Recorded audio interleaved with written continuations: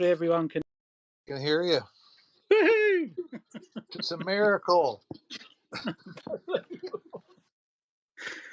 You wouldn't believe the last half an hour I've had, but anyway. Right, we might need the mic muted in between speaking, simply because I'm getting a lot of feedback for some reason. So I'm not actually at home at the moment. I've just made it back to the hotel. I've just done 13 plus hours working, so hopefully I won't need to talk much. I'm looking down the list. There was some invites sent out for everyone, just so you know. Anybody that was actually involved or has been supportive relating to the original Wall Street conspiracy and, of course, financial terrorism in America, the new documentary. So Mark, very kindly, with Marcel, did a great video for about 2 hours, talked about different aspects in length. So this is a follow-up video. So firstly, welcome, Mark. Thank you very much for having me. It's great to be.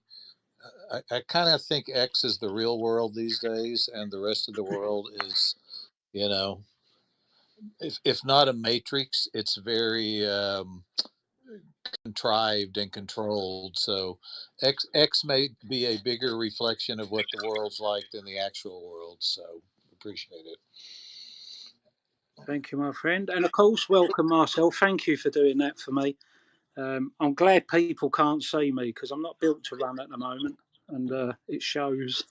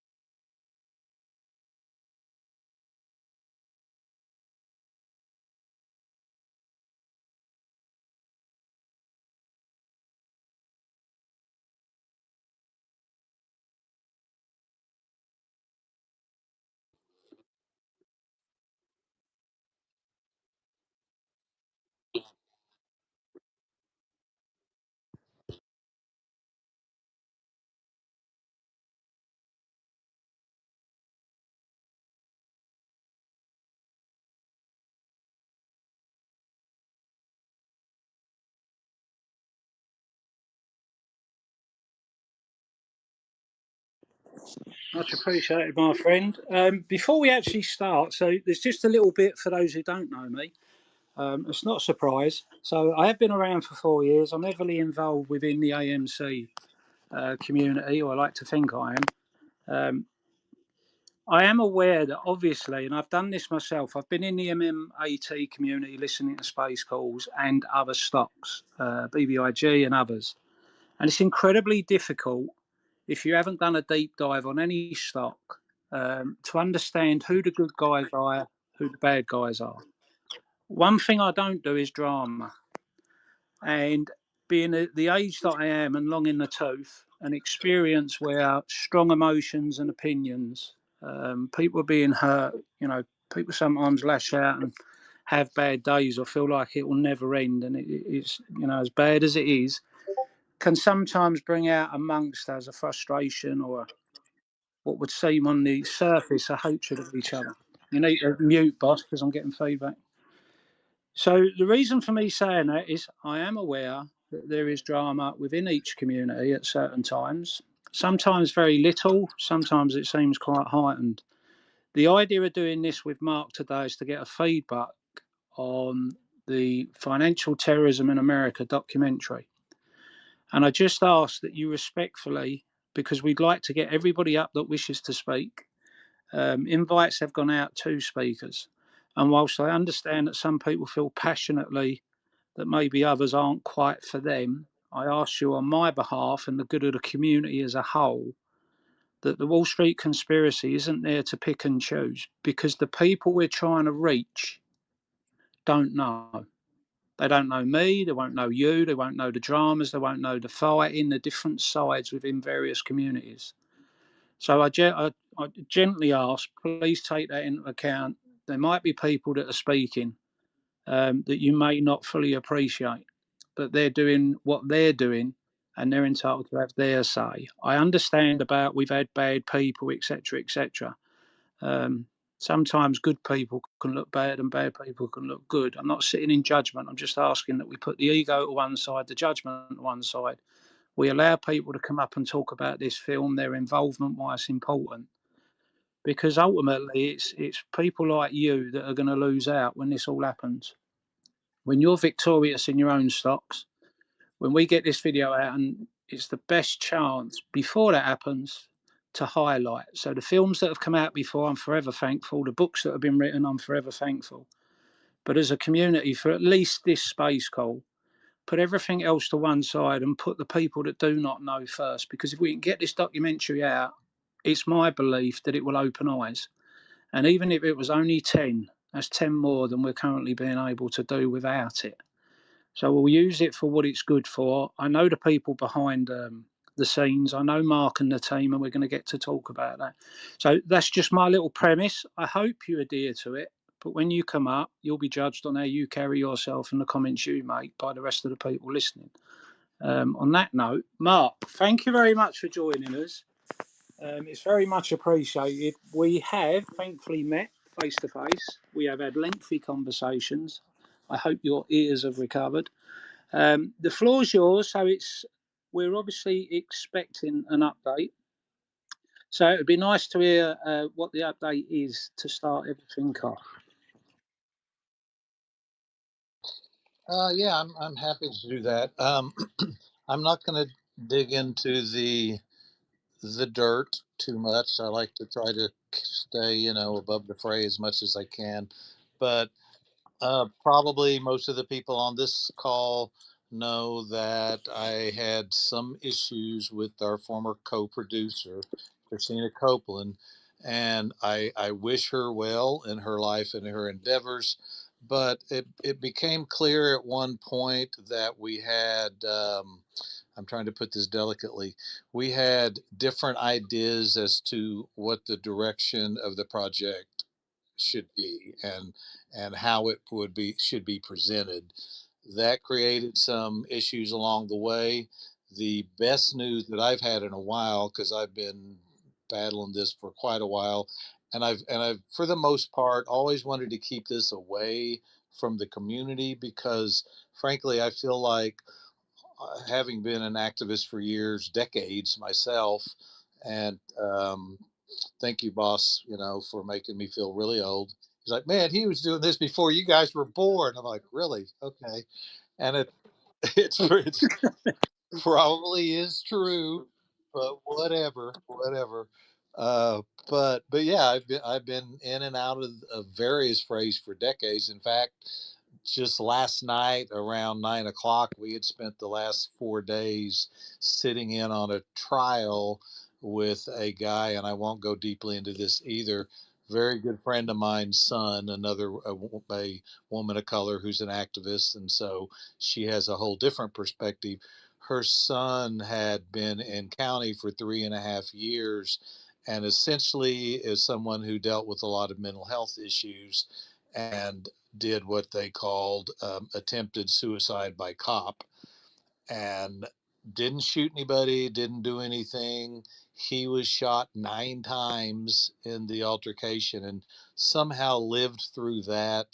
And last night around 9 o'clock, the jury came back, and I watched this guy who really needs help. He really has mental health issues.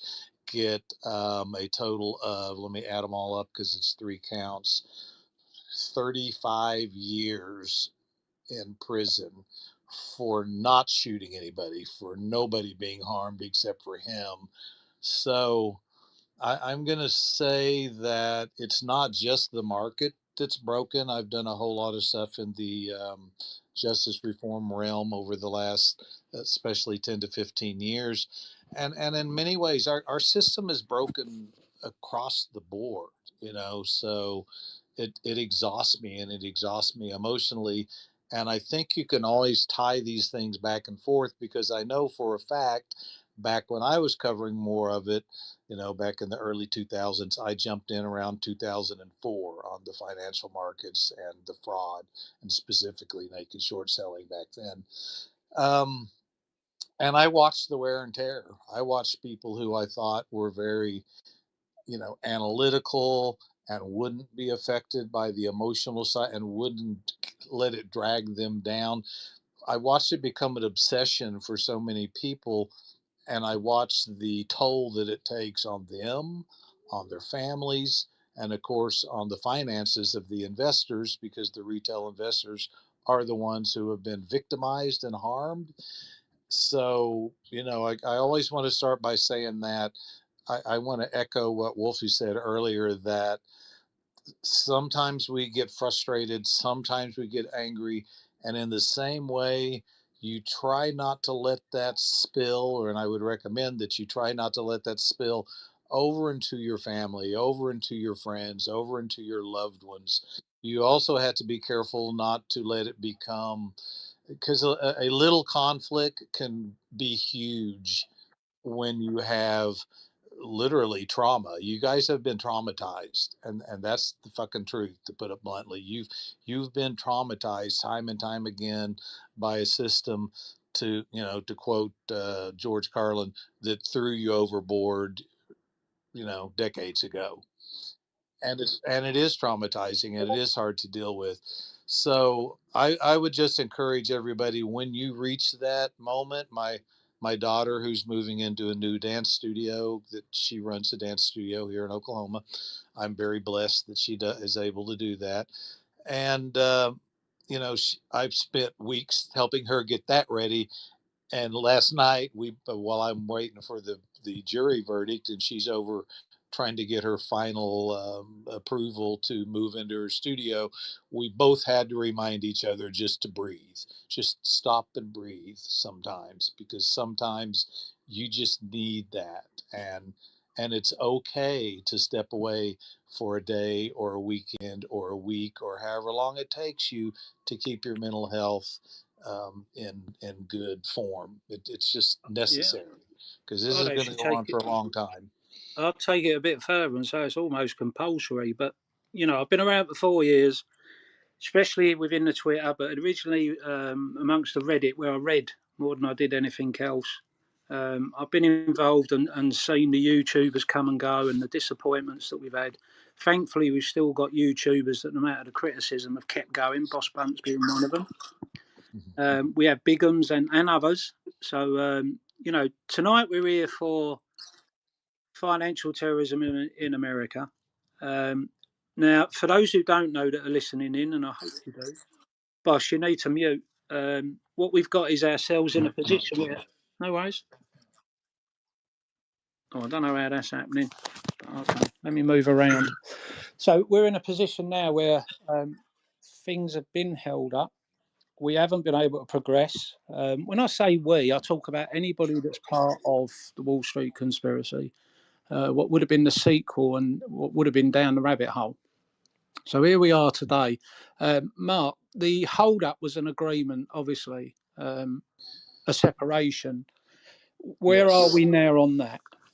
Yeah, that as of, I think, about a week ago, a few days ago anyway, is officially resolved. And I'll be honest, there were times when I didn't think it would ever be resolved. As I'll with that again, I don't want to dredge up or go on the attack with anybody in this, but whereas Christina kind of, I will say, alienated a lot of people with the direction she wanted to take the project.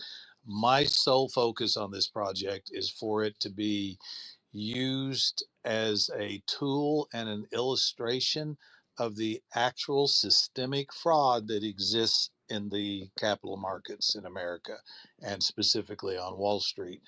And because of that, there have been a lot of documentaries that came out in the last 2 3 years, several of them on GameStop. Now we're starting to see the same ones on some other topics. The Madoff, all of that stuff. But those they they stayed. I'll say they stayed on the surface. They didn't dig into the fraud that's causing the issues, and that's what I want to do. And I want to dig into the stories of the people, much like the Wall Street conspiracy did, the stories of the people who are fighting the battles and the wars and putting their own comfort at risk, their own finances at risk, their own reputations, and frankly, in some cases, their own safety at risk. So we had that difference of opinion. I did the YouTube live stream with Marcel last week, and I ask everybody to respectfully reach out to Christina by email and say, please sign off on this, because we needed her to sign off in order for us to move forward and either approach streamers with it or investors. So, however, we're going to raise funding, I wasn't prepared to put it out there when it wasn't clean and clear. I don't think it's fair to anyone, that they don't know what they're getting into. So we did that live stream. I have no idea how many people reached out to her, but she went, and I sent her the final offer, and it was a good offer for her to move forward. And she had already agreed that she was ready to move forward. Let's just say she kept moving the goalpost on us. The end zone kept, oh, we're almost there. Oh, wait, now we're further. It's like it moved on down the road. Next, we were in the next mile section trying to cross the damn end zone. So, but good news is, I'm going to, again, without even knowing how many people reached out to her, attribute this to the actions of the community, because within a day probably of that show, she sent me the signed agreement, or probably 2 days, because it took me a day to send her the final, and she sent it back signed. I've signed it. There's a very small amount of money that will change hands to help close the other entity that was doing the film. Um, one of the investors very graciously sent that amount to me to move to her. It had to go through PayPal. That held it up for a couple of days. So within a day, that will go to her, and we are free and clear, and at least able to regroup, reboot, and move the project forward. And it will be me and my team doing it.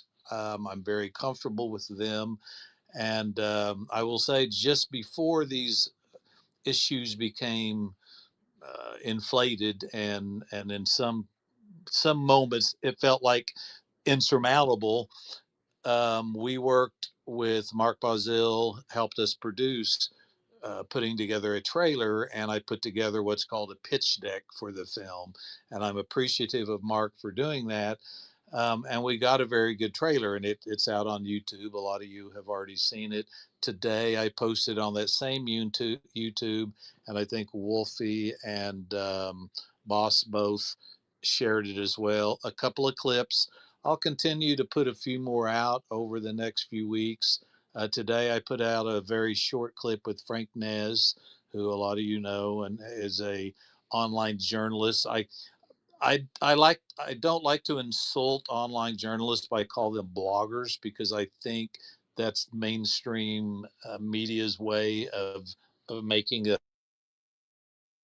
sound lesser, because he's a real journalist, and he's a better journalist than a lot of the bought and sold financial journalists that you see online. So I posted a little short clip from him. His little clip came from about an hour and a half interview. So you'll see a lot of that as we do the documentary series. And I also posted a very short clip from and Rob, story of OGs. I think Rob is one of the original OGs, and it was great to go meet him.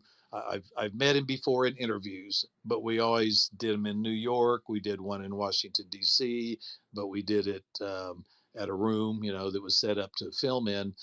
This time I got to go to his home, and it was really, I'm going to tell you guys, it was very cool to see Rob Shapiro, because I always knew he has an interesting dry sarcasm that you don't expect an economist to have. but to see him in his surrounding in this old rock home that he bought years ago out on the edge of Washington D.C., you know, with his dogs and just it was just cool. It was just cool to see him like, oh, he's a regular guy like all of us, you know, and he was funny and engaging. He did a great interview, which he always does. He's very to the point on the topics. And more than that, he understands the topics from an economist perspective more than possibly there's two other economists, maybe at the most, um, out Suzanne Trimbath being one of them, that are out there who really understand the scope of the fraud that exists in the financial markets and that has existed since the 1990s. I think the deregulation of the banks, Glass-Steagall Act, when that was repealed, I think that opened the door to a lot of it. And the growth of hedge funds, which came from, you know, oh, here we are with 100 million in hedge funds, and then it's a billion, and then it's billions. And I watched them grow exponentially just over about a 10-year period from Yeah. 2004 to 2000 and probably 12 or something like that. And they've continued to grow, but so has the fraud and the ability of them to use, especially, you know, in the Wall Street conspiracy, we just talked about, oh, electronic trading has allowed all of this to happen. But since then, quants,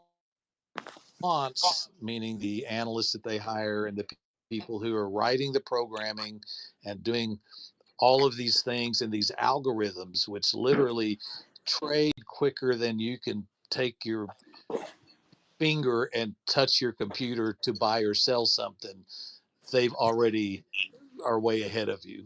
So it makes it very difficult for ordinary retail investors to even have a chance to begin with. Mm. And then secondly, on top of that, now we're into spoofing, where spoofing is they can go so quickly that they can place an order.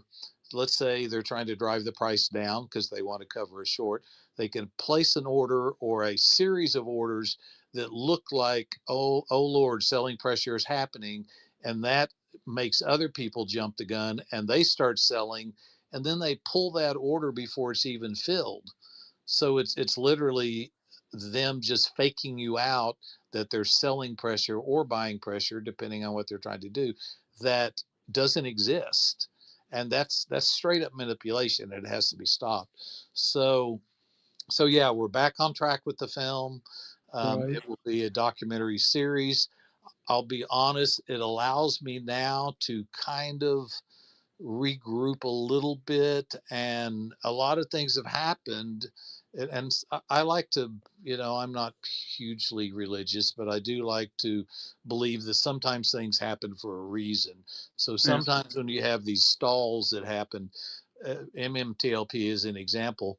A lot has happened in the last 6 to 8 months with MMTLP, and watching what they've done to that company, which frankly is criminal in my opinion, and watching how they've treated the shareholders, watching how they've treated even the, you know, original founder of the company. It's criminal, and there's different types of fraud in the market. So this one turned out to be a little different than I expected it to be, meaning it's looking like, and this is my opinion based on conversations, people got inside the company, took control of the company, much like they did with Rod Young and Eagle Tech in the Yeah. first film. And they basically destroyed and took control of the company from inside out. Tried and tested playbook yet again. Yep, I'd like to add a little exactly. bit of context there. Mark Faulk is speaking directly to the issues that occurred with Metamaterials. MMAT is the stock ticker. And that Yes. was, of course, the company in which he's talking about. The former CEO named George Palikaris, we believe, and I believe, had excellent, intentions for the company. And as Mark was stating, there were some people that basically that became, part of the board of directors and, removed George from his position in order for themselves and possibly, some of their, hedge fund or other conglomerates to work together to dismantle the company from the inside out. And then, as we've seen now, ever since George's removal from MMAT, of course, you guys already knew about the MMTLP situation, in which it was never supposed to be trading in the first place, but market makers used a legal loophole in order to list the company so that they could trade it on the OTC as a way to hide some of their short positions. Now, George Pelikaris was, a well-meaning CEO, in my opinion, and this board of directors basically overthrew him for the purposes of selling off their assets for as little, for whatever they could get, simply so they could enrich themselves. I just wanted to add that bit of context. And Appreciate it, boss. I would Sorry, agree Mark, with your one second. assessment on Sorry, that. mate, 1 second.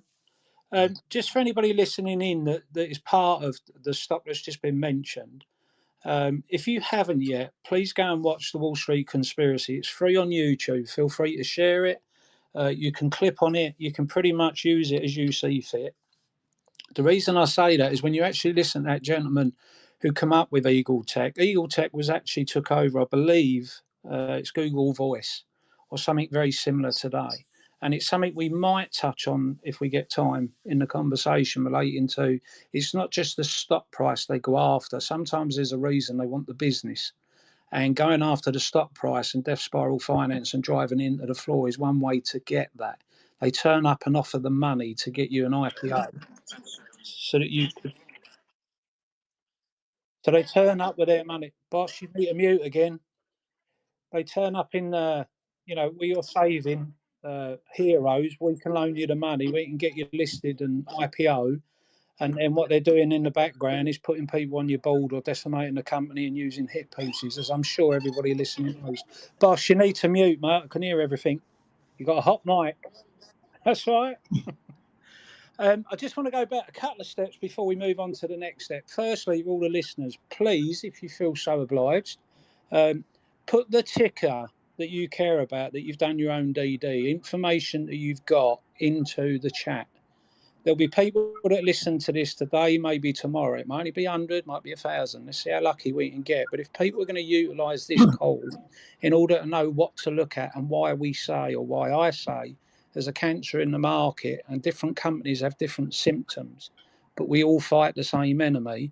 Anybody new that might see this or happen to come across it like I did with the original Wall Street Conspiracy, it might just give a few people an eye-opener to be able to make a more informed decision on all the craziness across the 5 to 10 million of us across all the stocks that they might have come in and seen at different stages. Plus, we're trying to attract new people to everything going on, and if they do decide to join, they might need to know where to look. So for everybody who is listening, if you're happy to do so, please put in the chat your different stocks that you've looked at, you've deep dived, information you want to provide, and then that will give people at a later date an opportunity maybe to have a look at it. The second quick point, Mark, before we come back to you, is I want to publicly go on record and thank Christina Lee Copeland.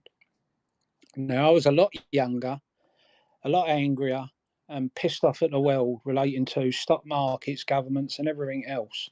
But I happened at a really important time for me personally, which I won't get into today, there's no need, come across the Wall Street Conspiracy, and I sat there watching something that I believed but had no real technical knowledge. I had no idea of naked shorting, etc. But I always believed that it's like playing poker, cash poker, where you've got $1,000 and everyone at the table's got $1 million. Chances of you walking out with 1,000 are remote. Chances of you walking out and winning over a whole night's play, you've got to be extremely lucky. So I want to thank Christina for all the effort her and her family put into making the first film, which I wish it had been a blockbuster, and I wish everybody had seen it. Because if it impacted on you, if Darren Saunders' story alone impacted on you, and that's without the guy behind Eagle Tech, that was out the guy that was talking about his wife who had 3 different types of cancer and was hopeful using Omniferon, which was Virogen's medical breakthrough, a patent that the only patent the company had before they bankrupted it. The owners of that company set as a very well-to-do family in Switzerland. So that's worth $250 billion estimated this year. So there's a lot more to it. But Christina was the one that first turned me on with Mark, the Dirty Dozen, and of course, my absolute hero, Darren Saunders. So I want to thank her for all she's done.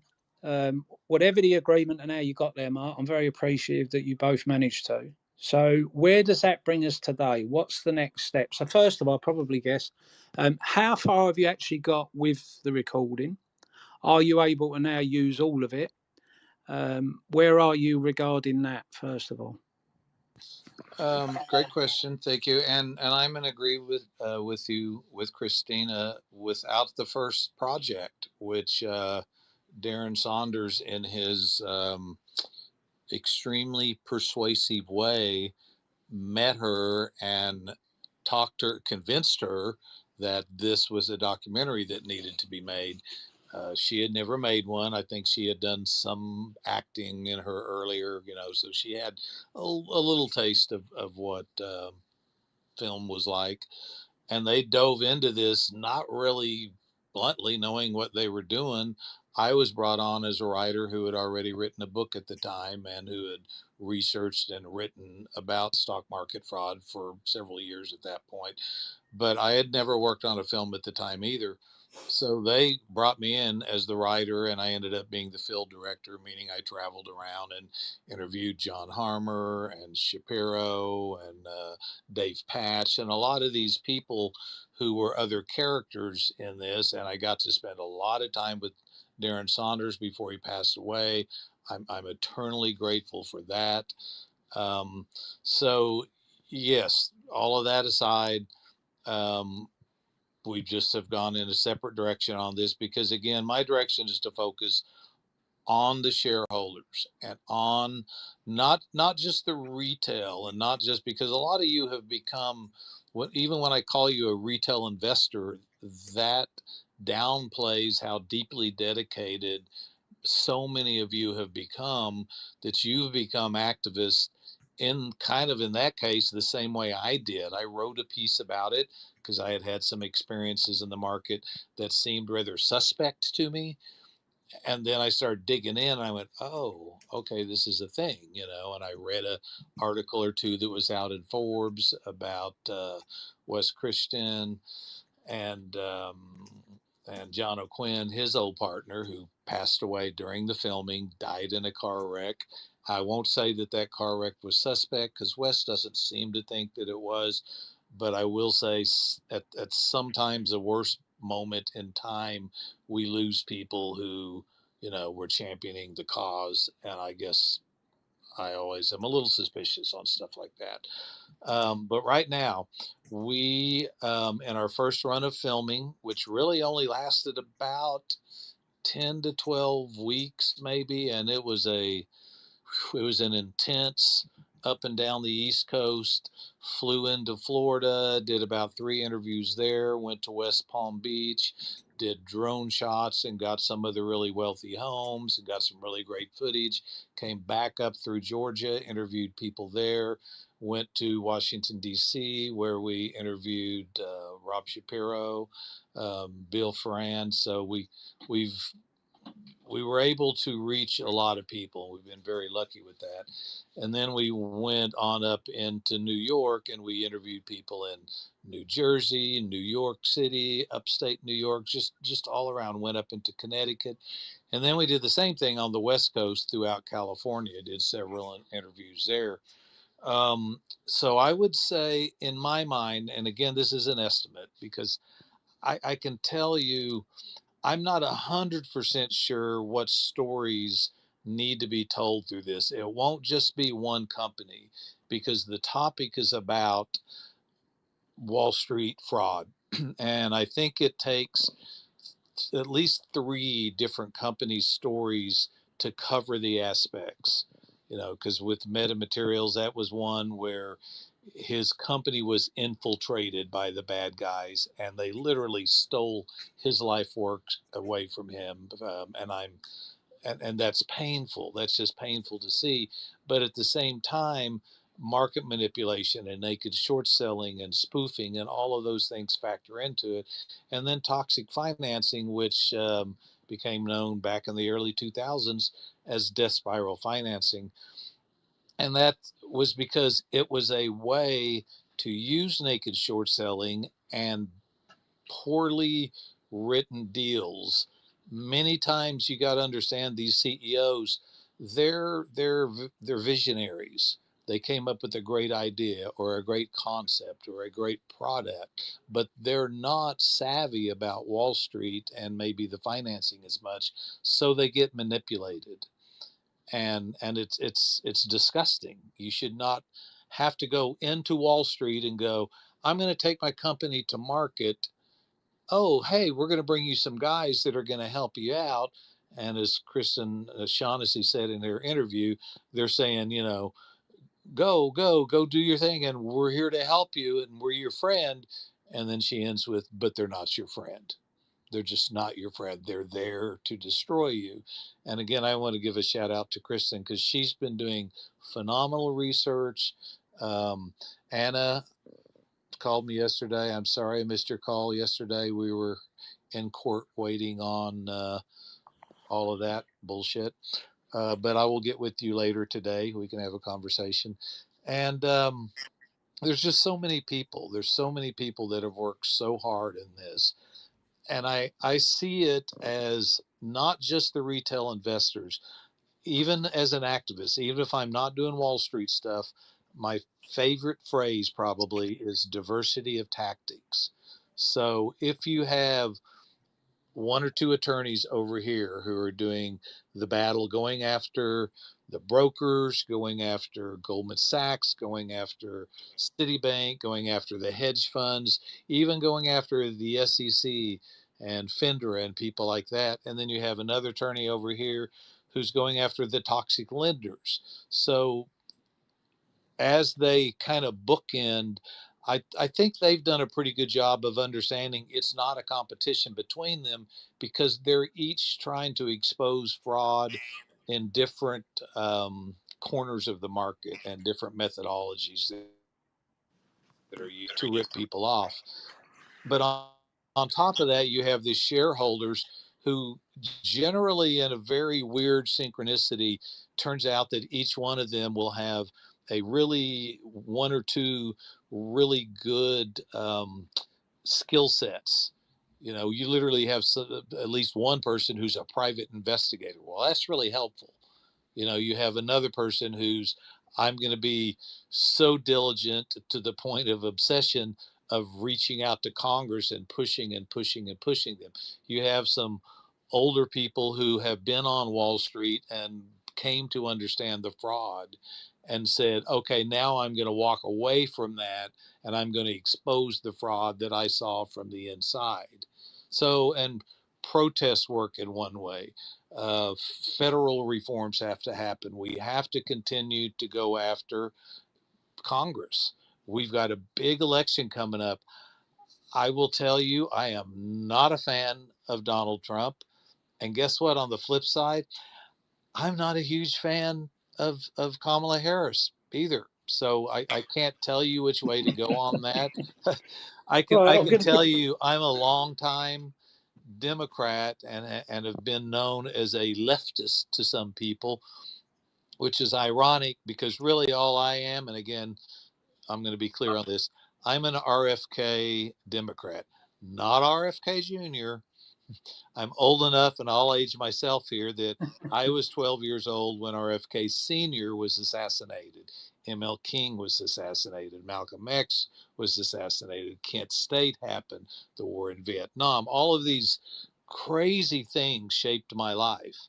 So I really just believe in a fair market where we help the people who are lesser than us. Hey, And Ken. by that, I mean not as fortunate Good. as How are us, you? if they need financial help Okay, because good. like Oklahoma City, which is where I live, has Mark, become, is growing a Mark, lot. 1 second. And Sorry, we're, mate. okay. Sorry, mate. 1 second. Go Mr. ahead. Bazil, you've got a hot mic, my friend. Okay. All right. And hopefully by Tuesday I'll have the money that I was expecting to come in. Okay, I appreciate Mark, it. you've got a hot Yeah. mic. Yeah, no. I look. You were always good with the firm.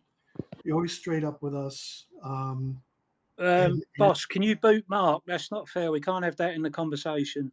We'll have to boot him. Yeah, no, good man. I thought. Yeah, yeah. I thought, yeah. I thought you'd be on it. Right, Mark, apologies. I've got 4 or 5 more questions, but we have got a few speakers up. Busy Brand's got his hands up. Mark's joined us, but he's obviously busy at the moment, so he's coming in and out. But Busy, if you'd like to ask your question, and then we'll ask Anna, and then we'll ask Mark if he's available so that he can get off the phone. We don't hear any more of his private conversations. Sure, thank you, Wolfie. Hey, Marcel, hello, how you doing? Mark, so I want to touch on this corporate espionage, right? Marcel brought it up. It's nothing new. Um, are you going to interview or have you interview George Palicaris? And if you do interview and expose what took place on metamaterials, um, are you going to look into who Owens Consulting Group is?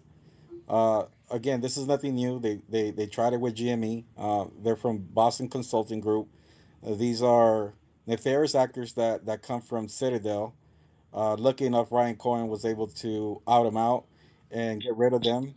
Unfortunately, Eagle Tech was in the same position. Metamaterials was in the same position, and you can see how they come in and destroy the company and basically bankrupt them to try to hide their nefarious acts.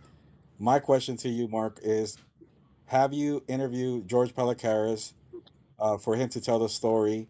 And if you have, or you will, are you gonna try to expose who these nefarious actors are from the Owens Consulting Group? That is a great question. I have not interviewed him. A phone call was set up, and I'm very grateful for that. With him, probably about two weeks ago or so, we spent a couple of hours on the phone with 3 or 4 of us on there, mostly hearing George's story and having a conversation back and forth with him because he, I guess, wanted to hear kind of my background and experience in it, which to help him maybe understand what's going on a little bit more. So, in answer to that, he said yes, he would be happy to interview. Absolutely, I want to interview him because that's his company. It's almost it's the closest thing to destroying your blowing up your house or losing a child. That's his dream that he put together and with all of his hard work. Secondly, I'm disgusted as what has happened with that company and what has happened to the shareholders and to George and to all the people who have been trying to do the right thing through that. But I also love deep diving into research, and the other people who are out there that are listening who are good researchers, feed me some information on that and we'll follow those trails. Don't bury me, don't give me like 10,000 pages or something, you know hone it down a little bit. But I love doing research, and there is nothing in the world that is more satisfying than exposing crooks and corrupt sociopath assholes, to put it bluntly. So yeah, I would love that because it is not only a very tragic story, it's also a very compelling story. You know what I mean? It's a story that people will listen to and you almost can't believe it. Now, at first, it seemed very complicated because of the MMTLP, uh, you know, marker, as everybody mainly calls it, a place marker, magically beginning to trade out of nowhere. Yeah, that whole, Red we've Hawk, already interviewed quite a that, few of any of those them, people. So, prolonged so pre-existing or conversations of yeah, absolutely. I think that story's important, and it is undoubtedly one of the stories that we will tell. Um, I still think AMC is a really interesting story. It's still kind of now settled down somewhat. It's kind of stabilized itself around that $5 a share mark, and I'd like to follow it. And my hope is that, and I think it will and can, that it will continue to rebound, because there's different things you want to see. As an example, Overstock managed to survive the corruption that was against their company. I believe AMC will do the same. That's my personal opinion. Yes, I know they have some long-term debt but they've been working on that. And they've been making really good moves to make the company stronger. And they're kind of a legacy company. They've been around for what, nearly a century, so it's harder to kill. Yeah, it's harder to kill companies like that. I'd like to see them rebound, because I want to see some success stories in here, frankly. And I'm not sure about a third company yet. I think Northwest Bio is a really interesting story as well. And I think, as far as and their ticker's NWBO. I think you all are mostly familiar with them. I hope that the lawsuits that they are pushing through make some movement in exposing the fraud as well. Now, we did a very short Zoom interview with Joey Chanos, who had her company that did a very broad line of makeup, and it was another family legacy company. She put it together. Her family helped fund it. She did a really great job, and had clientele that in that market just read like a who's who list of the big players. And then she thought, we're ready to expand. And then when she tried to expand, frankly, they killed her company. They just killed her company. And that one was called Joey New York. Is that the So I same think one that, that was in the original, the trailer? yeah, there's a Yeah. very short clip with her in there, Okay. and you'll see that clip doesn't look like the other ones, because we just did a Zoom clip with her because we wanted to get a taste of her story. So Okay, just again, taking you back quickly to Busy's. One of the other points of Busy's question was, if you're able to have a conversation, would it form part of it? But also, through the making of the documentary, are we going to be in a position where we can actually name names relating to, obviously, things that are going on? Or do we have to be a little bit careful, or can we introduce them as people that are involved? Because I do remember the Wall Street conspiracy, where it was after the fact that we had the guy there that spoke like he was mafioso, talking about all the ins and outs of what they'd done to the companies. yeah, I will say this. When I talk to attorneys, especially, sometimes there's ongoing litigation. We all know that.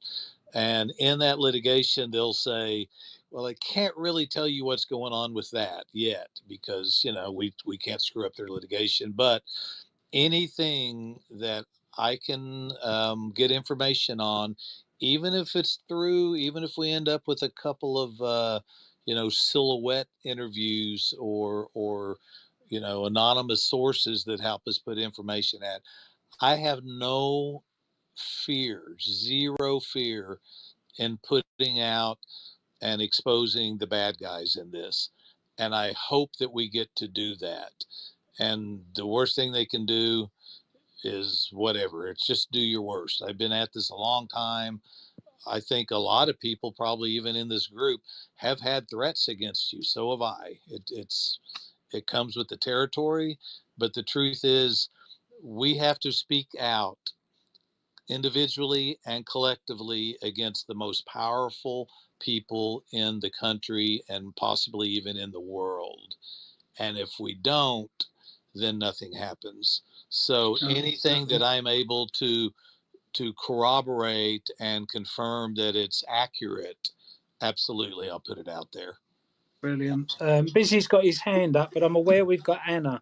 for the listeners and the speakers. I'm not sure what timescales you've all got, so busy. We'll come back to you, Anna, if you'd like to go ahead.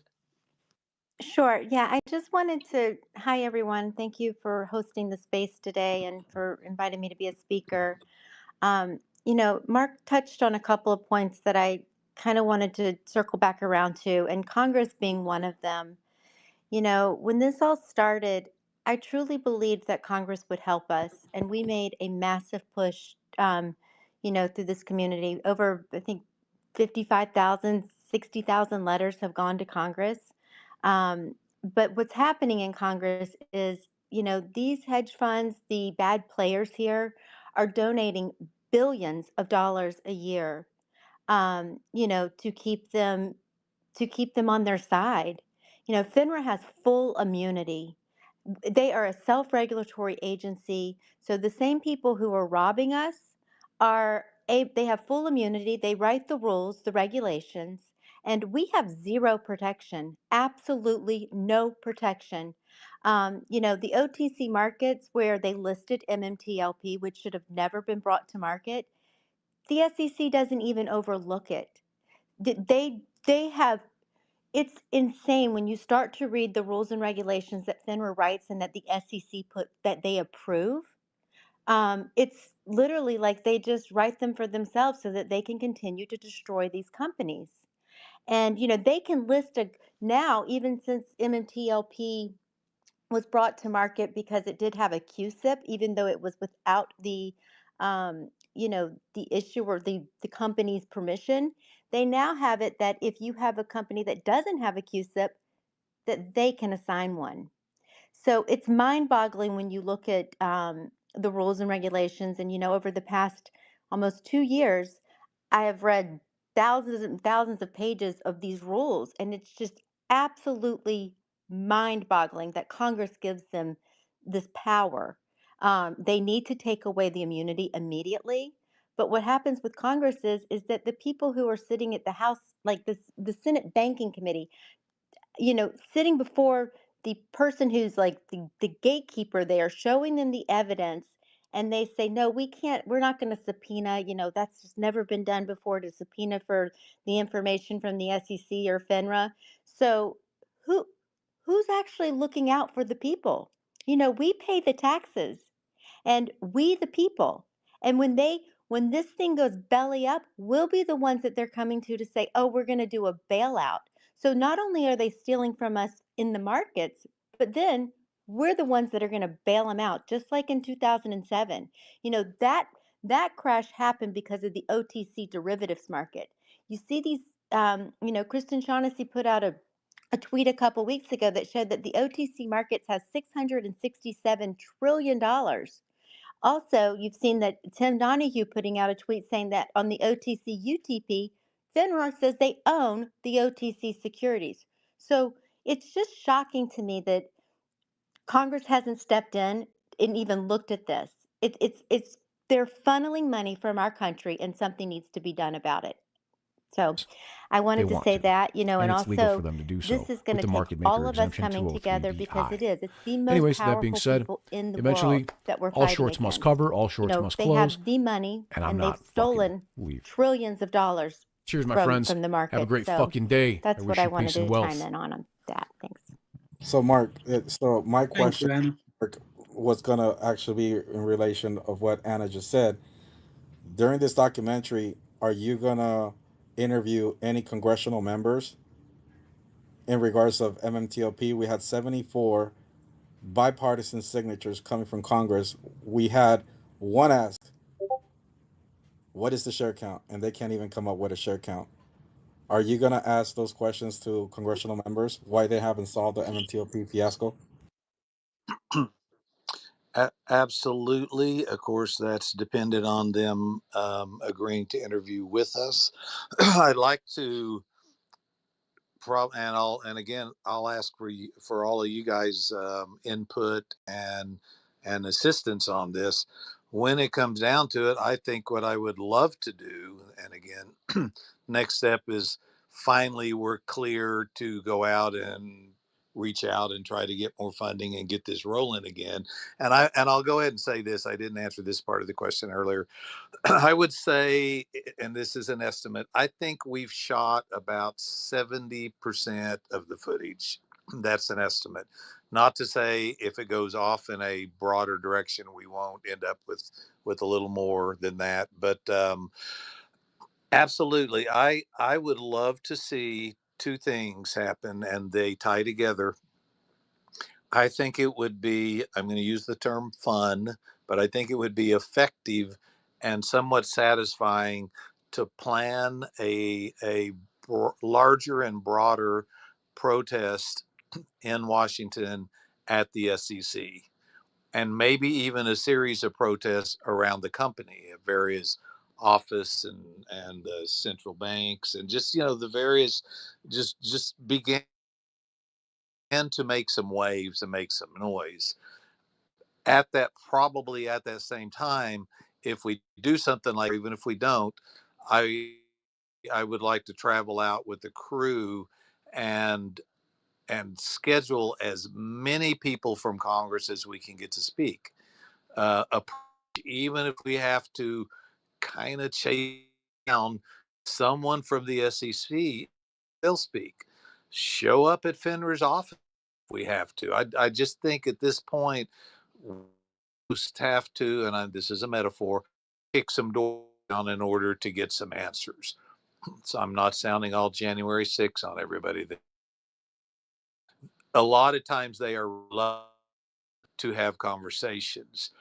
So in my mind, the documentary, and the reason that I say it'll probably be for companies is because, to me, this is the breakdown of what I want to cover.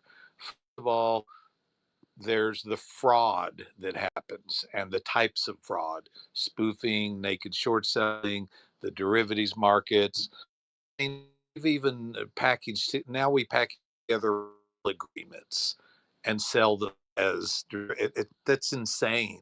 So, they'll make money off of any way they can, and other people's. So that's one aspect of it, is the types of fraud. But then the big question is, why is it happening and who is complicit? And in my mind, obviously the DTC is complicit because they do all of the trades. They all clear through the DTC. They could set up a system that does a 1-for-1, one share in, one share out. The borrow program allows them to create fake shares, basically. So they lend that same share out multiple times. That's a problem. That's not how it should work. FINRA, owned by the brokers, just like the DTC. Who oversees FINRA? Well, it's the SEC, but when you hear about it, they don't. They do a mild audit. What everything I'm hearing, it sounds like mild audit them maybe once a year. They dig deep, and are they going, wait, is it hard? Yeah. FINRA polices themselves. FINRA is a huge problem in my mind. And what the hell is that? That's like, we're bank robbers, but it's fine. We're going to police ourselves and make sure that we don't do anything wrong. Okay, well, no, nobody should trust you to do that. You have to have oversight of the markets, and even the quote unquote independent governing bodies of the market that aren't, like the SEC, aren't actual government bodies. So the SEC, and now you step up to Congress, who in theory oversees the SEC and doesn't do a good job of that. And I would say it's one of two things. Some people in Congress are just ignorant of the fraud or overwhelmed and don't understand the fraud. Some people in SEC are just overwhelmed. I believe that that's true. Even in the DOJ, some people they're just overwhelmed. There's a lot going on. At the same time, some people are absolutely co-opted.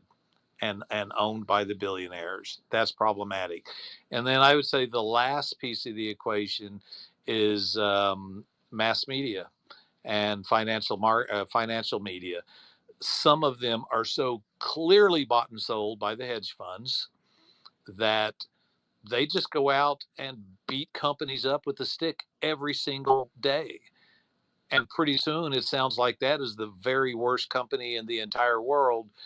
But if you read their stuff enough, you just go, oh yeah, we know who owns you, because you're beating the same drum every single day and every single week.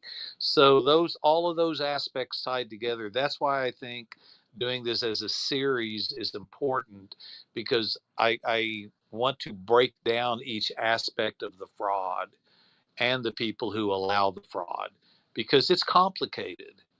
And by design, I believe that complex nature of financial fraud is part of how they get away with it.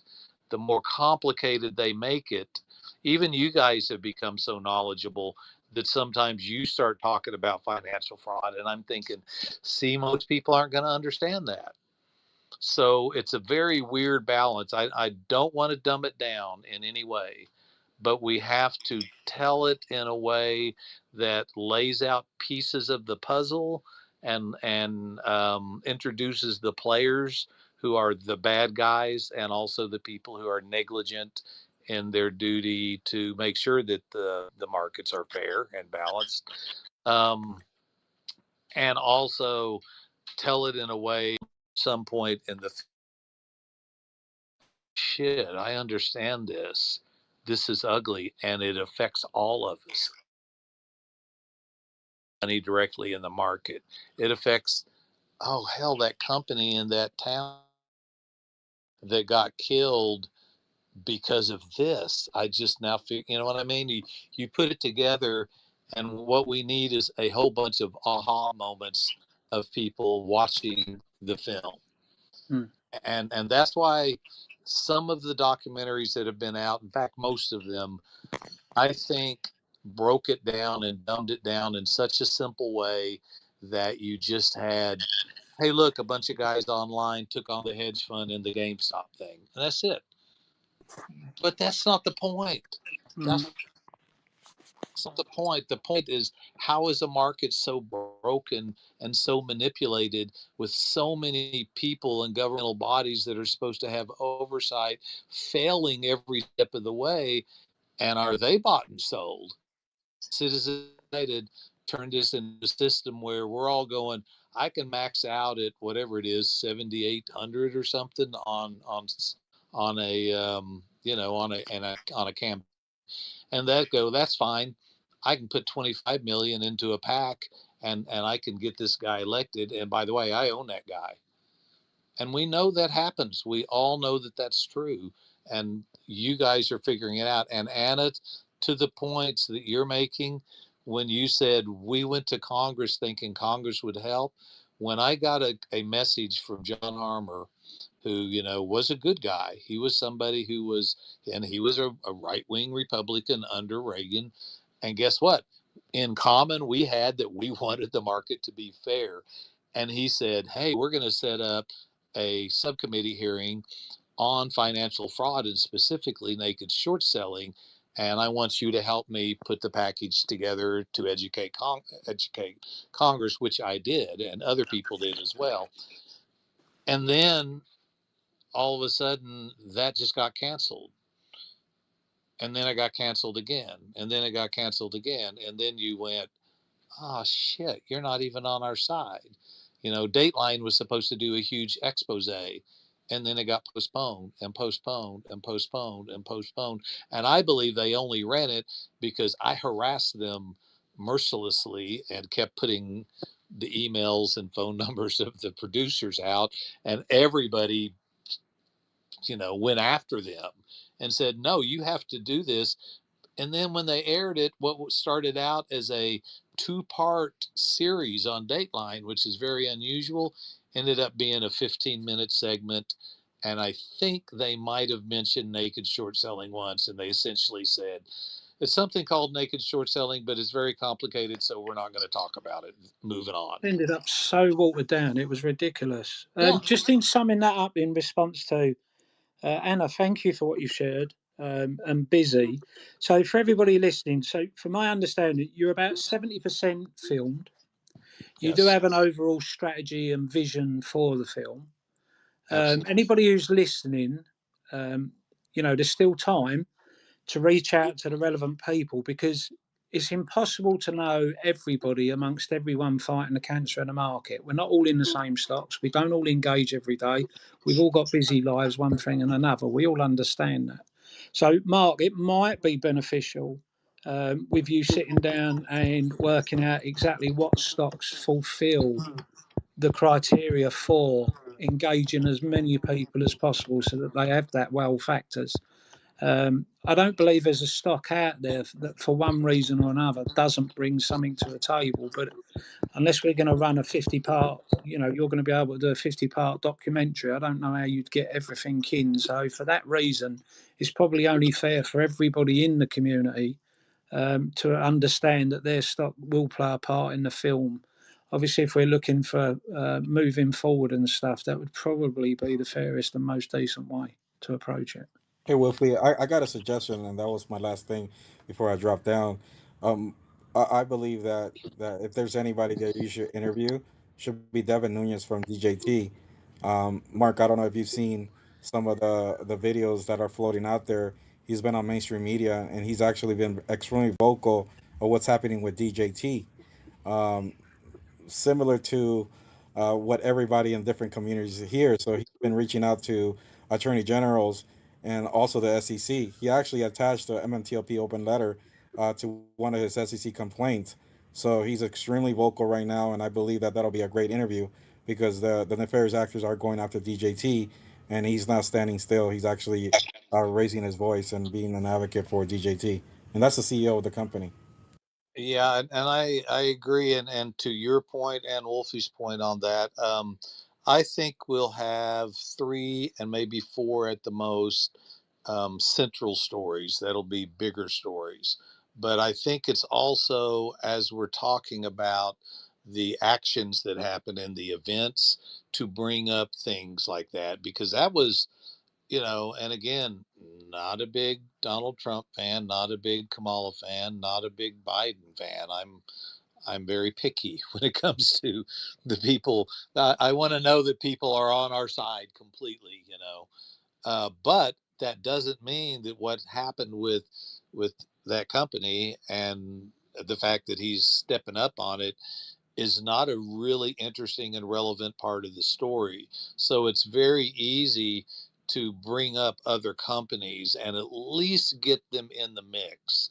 So I want people to know that as well, that if, let's say, we end up talking about can make money off of it, it's more profitable to kill the company than it is to help the company grow. That's disgusting, but at the same time, maybe they want the technology, so they're stealing that while they're making money. Or maybe they just want to kill the technology because it's a competitor to some other company. So there's Disruptor. a lot of ways it can be nefarious. But yes, I went ahead and just posted my email address in the thread. So it's markrfaulk@gmail.com.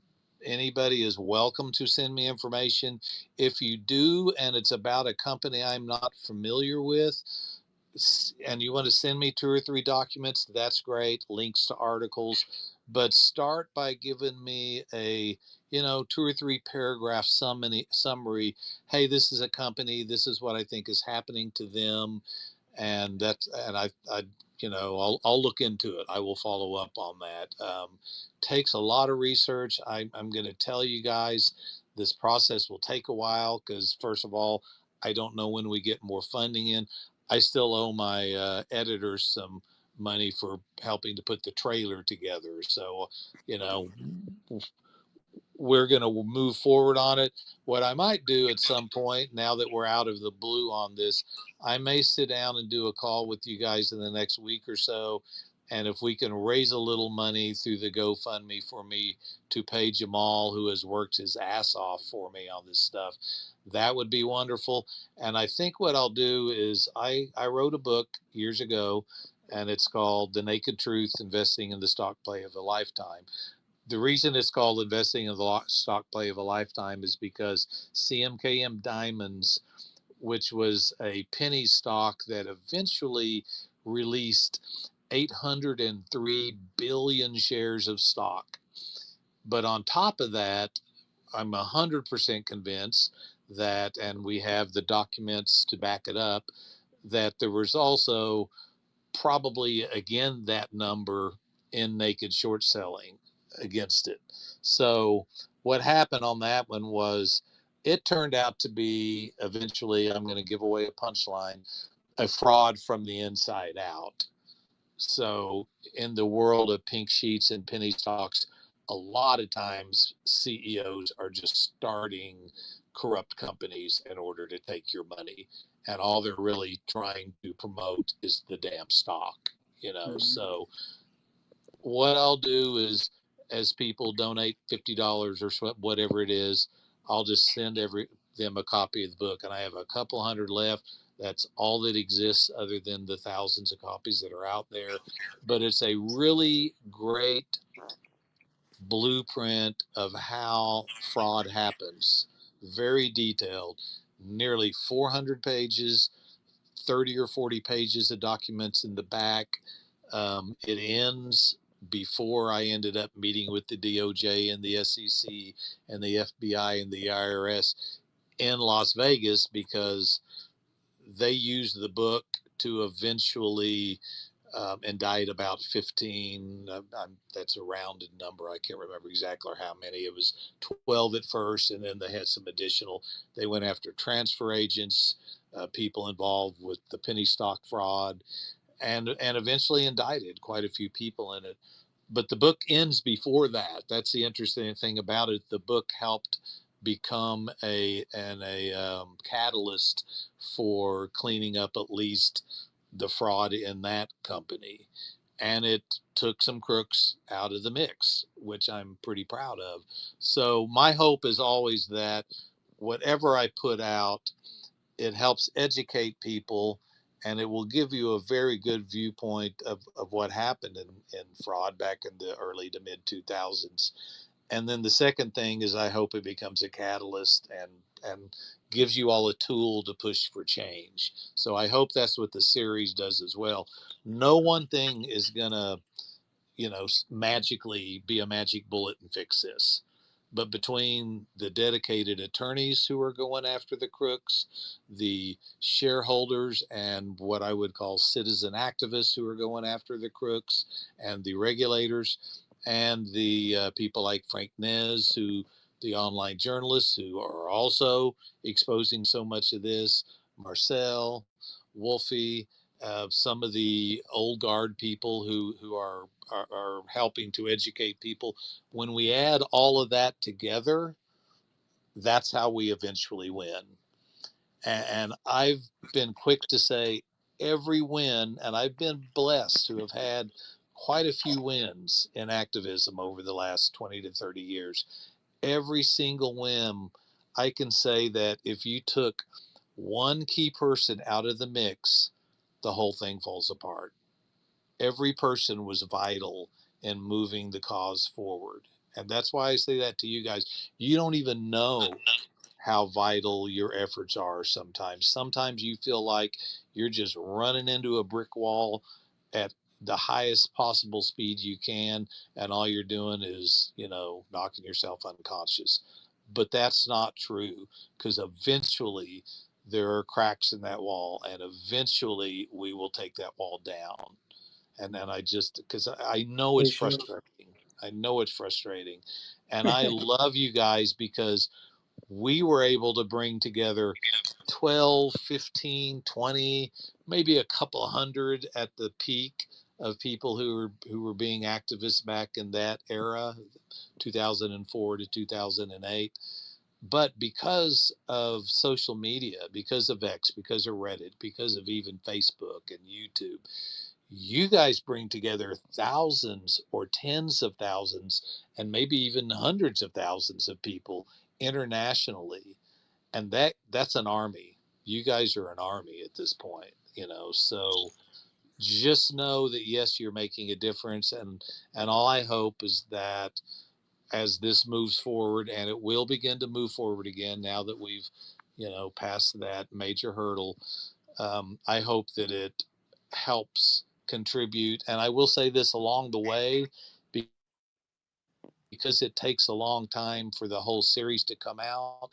We'll continue, now that I have freedom and power to do that, to put out little clips, put out little that'll give you something to work with. And I'll continue to do that. And as we do new interviews with new people, we'll put little excerpts out there, because that, while you're waiting, it can still, like, I'll say this in a very short version.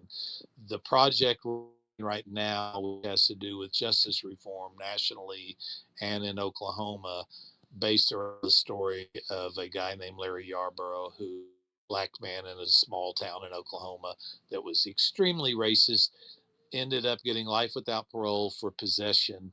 Turned out the drugs were planted on him. We ended up, long before that project was finished, putting together a 3.5 minute trailer or 4 minute trailer. And then I pushed that out to the media, and we got him back in front of the parole board. And it took a year and a half to do it. But after 23 years, he got out of a life without parole, sentence, which in all, it had never happened in Oklahoma. So it was a major thing. And because he got out, 50 more nonviolent offenders who got life without parole were also released. And that was just a trailer and us pushing. So that's my point, is that we'll continue to give you hopefully bits and pieces. And if you all need something from me, let me know. If you go, hey man, do you have an interview and a little 2 minute clip, hey, we did Kristen Shaughnessy, we did,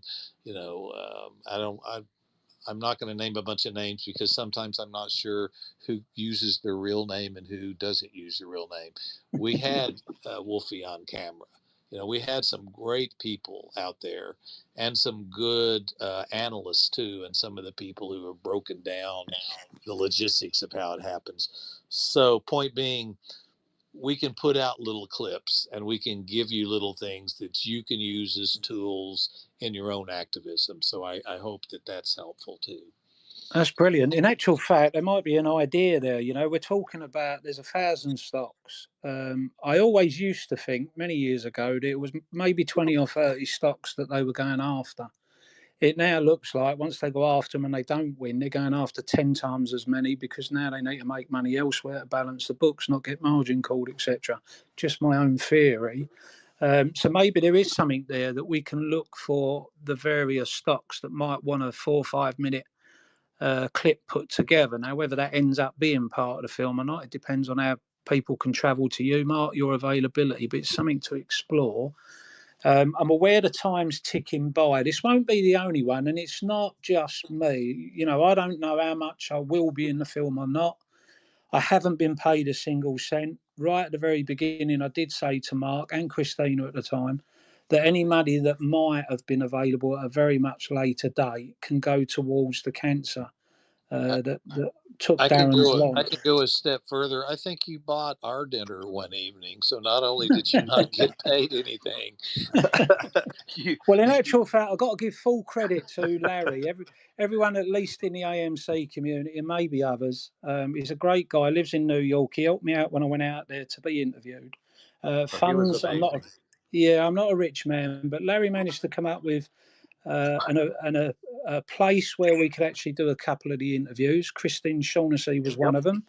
And he very kindly, out of his own pocket, paid for a meal where we sat around pretty much doing what we've been doing so far for the most part, just chatting, free and easy, nothing major going on. But there will be other space calls for anybody that's got anything going on that might not be aware of. It's impossible to be aware of everything. Whilst I'm aware there's lots of stocks fighting the cancer, I haven't done deep dives on all of them. So it's very difficult, even for me who cares passionately about people and very little else, to understand your actual fight. But I am aware that between all of us, we might have different symptoms, but we're definitely fighting. So reach out to Mark, have your own space calls, especially where you hold it, where I'm trying to include everybody. I'm trying to give everybody access. I'm trying to get everybody's voice heard. That's very difficult in this sort of environment. But within your own communities, the good guys and girls are, who can organise it. Reach out to Mark, and his availability will dictate that he can come in, and it can be a specific stock that Mark can be brought up to speed by the good guys and girls in each community, and then you can work it out from there. There's still 30% of filming to be done. We do know that there's funding. Everything in this world costs money, unfortunately, but we got 70%, and you're starting to see some of the clips now as to how this film, this documentary, is being put together. So you're getting a feel for what the vision is for it. It's in keeping with the original Wall Street Conspiracy. I think it does Darren Saunders a real service, and everybody else that formed part of the original Dirty Dozen. On that note, we've got two hands still up patiently. So, Nicholas, I've never spoken to you before. If you'd like to take the floor and ask your question, and then we'll go back to Anna, and then I've got a couple more just to wrap up, Mark, if you have time. If I may interject ever so quickly, I just want to say thank you to everybody for joining us. And I, just like the rest of you guys, I'm really pushing for change and trying to make something better in the markets. I hope you don't see this as a shameless plug, but I see this as something that must happen. And 3 years ago, my business partner and I decided to create a stock and crypto brokerage firm called Lit Exchange. And we've been developing it and creating it and making sure we meet all regulatory approvals since September of 2021. We are on the home stretch here and are at the point where we are simply raising funding in order to be able to finish our application with FINRA to be a fully licensed broker-dealer to allow retail investors to trade stocks and crypto. The whole goal of the company is to avoid payment for order flow from dark pools and route orders directly to lit markets. The reason being is because lit markets are where true price discovery occurs. And if you guys would like to, I'm offering everybody the opportunity, all retail investors, the opportunity to own part of the company in the form of equity and receive a pretty vast plethora of perks and benefits. Some of them even last in perpetuity, and some of them are also transferable to your heirs.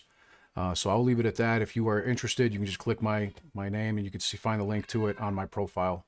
Go ahead, guys. Thank you.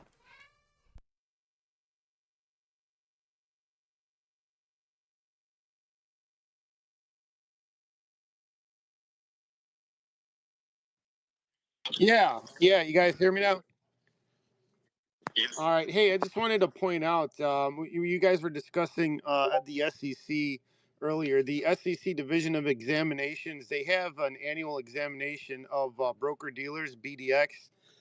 They have a clearance and settlement examination, and they have a FSIO. It's a FINRA and Securities Industry Oversight exam. I've tried to FOIA all of these, and they get denied. But I'm just letting you guys know that these examinations do exist. They have reports of this stuff annually. So if there's any fault anywhere in the system, the SEC should have a record of it. So I just want to throw that out there. And back to FINRA, I was doing some research. And are you guys familiar with an SRO becoming demutualized? It's when you go from a non-for-profit to a profit status. There's been discussion amongst a few people that FINRA may be, operating an exchange through their ATS, the alternate trading systems, or their TRF, the trading report facilities, and they're manipulating volume, and this is non-governmental activity, and it serves the private business interests of stakeholders. So if someone can prove that FINRA is demutualized, we could get around their immunity. So I just wanted to throw that out there. Well, that's appreciated, Nicholas. I haven't actually looked into any of that before, but it did make me think that if they do it every year, there's got to be release paperwork, etc., that wouldn't require the freedom of information, because I don't believe for a second until recently that things have improved at all. In actual fact, I think they get considerably worse year after year after year. So maybe there's something relating to 2023 released, or maybe 2022. So maybe that would be a good place to start. Anna, you got your hand up? Yeah, I just wanted to comment on Nicholas. I 100% agree with you on what you're saying. That they are running these exchanges. They have the MIC codes. They're not exchanges, they're market centers, but it's essentially the same thing as an exchange, yet they don't hit a lit market. And FINRA is operating those. But I also wanted to just give a huge shout out to Mark Faulk and his team. Nothing but professional. These guys got into small vehicles with equipment traveling, around America to make this film. And the fact that Jamal has not been paid, it's sad. So I hope that we can put some funds together to keep this very important film going. Additionally, I know that it looks like Busy has dropped down, but DJT, if you guys have not seen the film, the documentary from JFK to 9/11, I think it's on YouTube now. It's important because 9/11, they shorted the stocks right before 9/11 happened, and essentially the same thing happened with Donald Trump. DJT, Devin Nunes was speaking out against the shorting of DJT. He attached the MMTLP open letter, sent that to Congress and wanting the investigation. Then shortly after, they shorted his stock right before the assassination attempt. But not only that, the DTCC put out uh, a memo, saying, and this was about a week prior to Donald Trump's assassination attempt from the DTC. A reference guide for unscheduled closings of exchanges and market clearing agencies.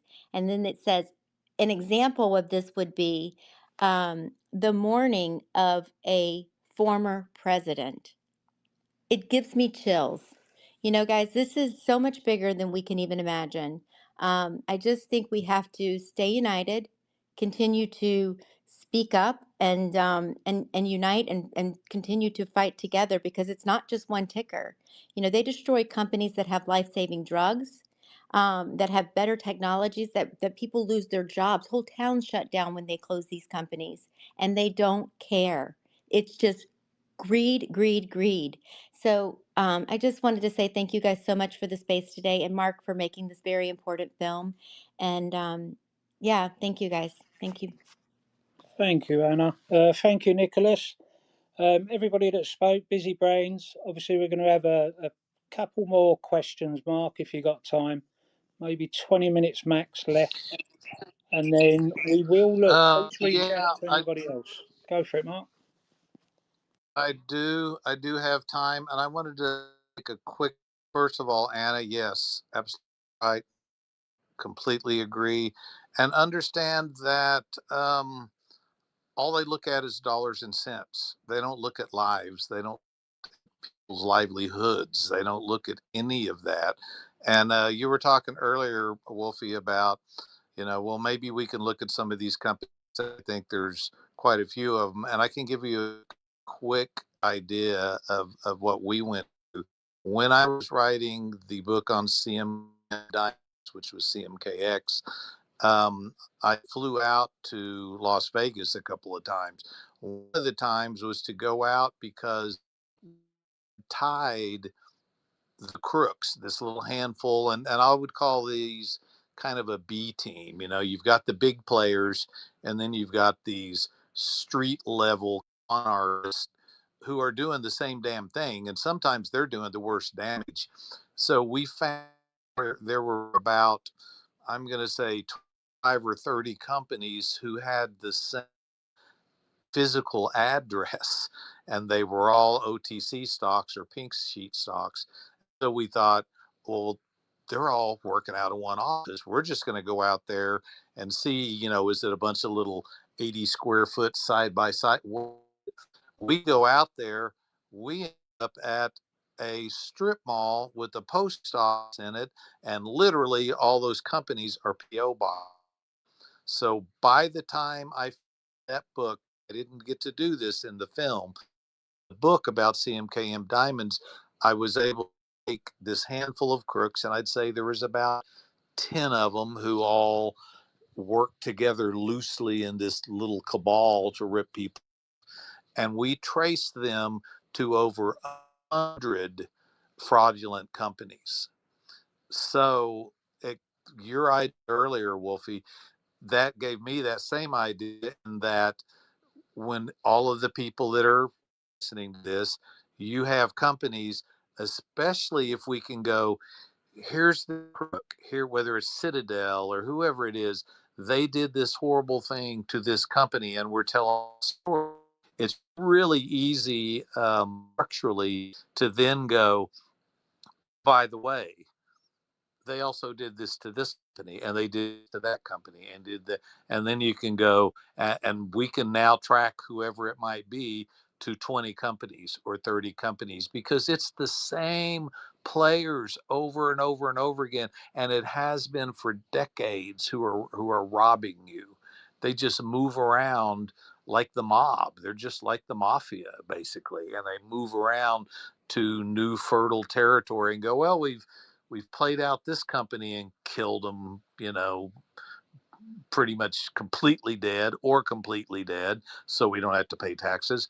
Now we're just going to move over here and hit this one, and now we're going to move over here and hit this one, or maybe we're hitting 5 of them at a time. So point being, it would be nice if we can find out who are the crooks and what are all the companies they went after, so at least we can mention those companies, and that'll tip off shareholders who might happen to have shares in those companies, that their companies are being manipulated too. So Wolfie, that was a great idea, and yeah, we'll be able to do a lot of that, so that way it won't just be about GameStop like that one was. This will be about 3 or 4 companies, but it'll also be about the fraud and how can we tie them into 30 or 40 or 50 or 100 other companies. And we'll go down those trails in order to tell that story. So Brilliant. thank you all for the great ideas, and thank you all for what everybody does. So a couple of more questions, and we'll wrap it up. Brilliant. We'll do Okay, this mate. again. We'll do it again. So, what lessons from the original Wall Street conspiracy regarding its eventual impact? Because I'm aware, obviously, there was people trying to stop it, and delays made, and all sorts of things. But ultimately, what lessons from the original Wall Street conspiracy and regarding its impact did you learn from for this one this time round, financial terrorism in America? That's a really good question. I don't know if I have a good answer to it. I learned I learned that a lot of the things I learned from it, I didn't learn until around 2020. If I'm being honest about it, I was putting together what I hoped was a cohesive package and story of what Darren Saunders and Dave Patch and Shapiro and Wes and all these people had been through, Rod Young with Eagle Tech and Virogen and all those companies, what they had been through. And I wanted to tell that story of the prior 4 or 5 years. Did the best I could on it, with a lot of great work from other people as well, and with Christina being the one that spearheaded that and started that project, and I'll always be grateful for that. But frankly, it wasn't until the GameStop blew up, and then AMC, and then Bed Bath and Beyond, and all these other companies, where I turned around and went, "You're fucking kidding me!" And sorry for my language. I try to keep myself to 3 words per interview these days. Yeah. But frankly, you're fucking kidding me. This is still going on. It's become more sophisticated. The monster is bigger. It's like any sequel you've ever heard of. Well, what are we going to do for a sequel?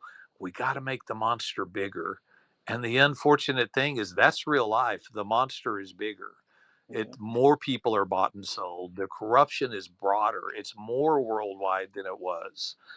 More people are complicit in it. So I would say that I learned through that whole process, including the film, that corruption to some degree permeates every level of anything that has to do with the financial markets, meaning hedge funds, brokers, transfer agents. If a transfer agent got criminally indicted on the CMKM Diamonds thing, all these people you think are just there to facilitate the process, a lot of them are bought and sold, and they're corrupt too. So you don't know where you're being robbed from. And mostly I'm found that you're being robbed and or facilitated to be robbed from every level, from Congress all the way down to a bunch of crappy bloggers and plants in your community, you know, who are all doing their part. It's like the lowest level crook on the street corner is robbing you, but that goes all the way up to the mob boss at the top and everything in between. That's what I learned, that it's insanely widespread, and people who you think are your friends and who are going to help you, maybe they are, but maybe they're part of the problem. Well, that brings me on brilliantly, because I've never been asked, why have I spoken so many times? Why do I keep repeating about Darren and the Dirty Dozen yourself? Why did I go to New York and pay for myself, you know? It certainly isn't vanity. I'm too old to be famous. I don't care about being rich. I expect to make money on my investment because I did my DD over the last 20 years. Long before Diamond Apes turned up, I cared passionately about people, but I never had a voice. And that's one of the great things I'll be eternally grateful for the rest of my life, that I managed to play my tiny part so far within the community, and mostly amongst AMC. But it's a perfect example for all the listeners. This is another reason why I'm a massive advocate that we get this film out on behalf of all the community. Whether you're in it, whether you're not in it, it needs to be heard by everybody. The reason for that is, as Mark just said, who was involved in the original Wall Street conspiracy, it wasn't until GME blew up that he realised and has said what he's just said. Now, the significance of that is trying to get a film out there that will catch the eyes of all the directors, the CEOs, CFOs, all the investors, all the employees, all the family members of people that lost at the hands of the cancer of the market over the last 20, 30 years, that may well have seen Wall Street conspiracy or are paying attention but don't even know that we exist. Let's be honest, mainstream media won't have us on anywhere. We've got a couple of films that have gone out, which has been brilliant, the more the merrier, but we haven't yet caught the vast imagination. Hawk Tour went worldwide. Oliver Stone went worldwide.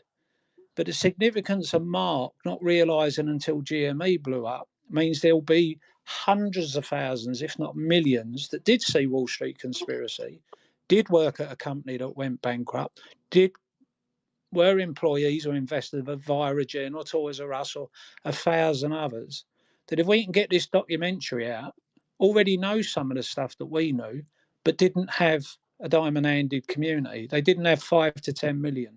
Now, whilst I'm an advocate that 85%, the strongest part of us, is the silent majority, because they bought, they hold, and maybe they're buying again, but we never hear off them, but they never left.